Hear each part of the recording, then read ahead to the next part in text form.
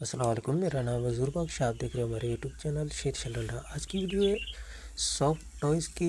ये एक बुरा है हुआ है, इसका आपको माल खोल के दिखा देता हूँ। माल आप साथ साथ देखते हैं ना, साफ़ सुथरा कलरफुल बेहतरीन माल और एक नंबर माल है। सही है, तो इसके आपको कुछ भी दिखा रहा हूँ क्योंकि माल के हवाले से आप लोगों को बेहतर आइडिया हो। वीडियो आपको पूरी देखनी है, इसी वीडियो में आपको पूरी डिटेल देंगे। तो माल आप साथ साथ देखते जाओ। साफ़ सुथरा कलरफुल बेहतरीन माल है। इसमें आपको ट्रैक लगे हुए पीस मिल जाएंगे, तो बिल्कुल साफ़ सुथरा माल है।